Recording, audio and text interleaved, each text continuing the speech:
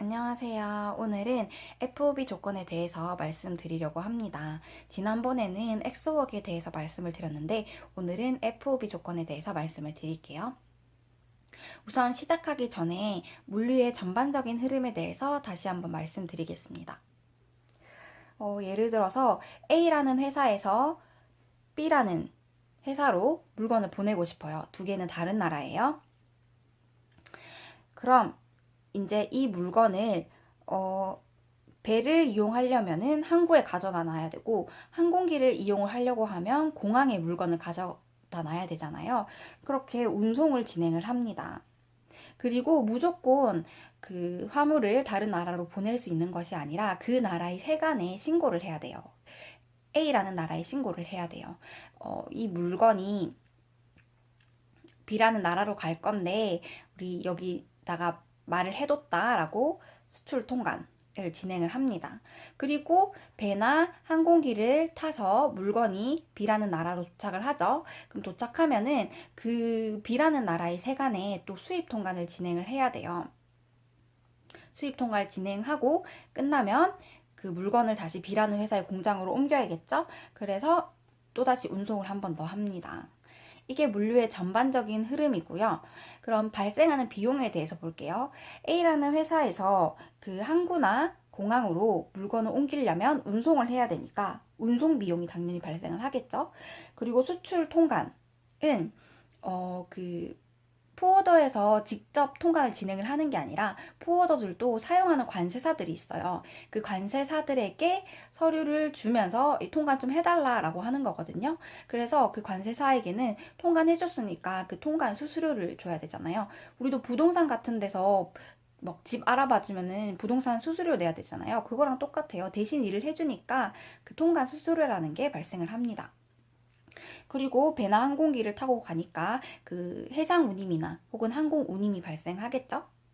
그리고 수입 통관.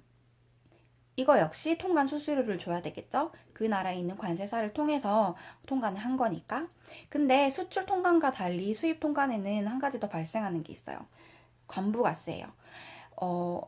A라는 다른 나라에서 B라는 나라로 화물이 들어갔잖아요. 그러면 외국 화물에 대한 세금을 부과를 해야 돼요. 그래서 붙는 게 관세와 부가세, 관부가세입니다. 그리고 나서 이 수입 통관이 끝난 화물을 다시 B라는 회사의 공장으로 옮겨야 되니까 또다시 운송비가 들겠죠. 이렇게 보통 운송비, 통관 수수료, 그리고 관부가세, 운송비 이렇게 드는데 FOB는 그럼 뭐냐면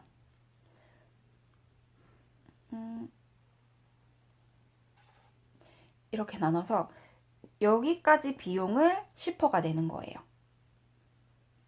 그러니까 그 출발지에서의 운송비라든지 수출 통관 수수료만 A라는 회사가 내고 나머지 비용은 다 컨사이니가 내는 게 바로 FOB 조건입니다. 엑스워크 때도 말씀드렸는데 이거는 항공운임 혹은 해상운임을 누가 내는 거죠? 컨사이니가 내는 거죠. 그래서 이 과정을 성사시키고 싶으면 B 회사의 컨펌이 필요해요. 그래서 A라는 회사가 아무리 수출하고 싶어도 B 회사의 컨펌 없이는 이 과정을 진행을 할 수가 없어요. 그래서 만약에 A라는 회사가 이 과정을 진행하고 싶다, 이 선적권을 진행하고 싶다라고 하면 A라는 나라에 있는 포워더에 연락을 해야 돼요.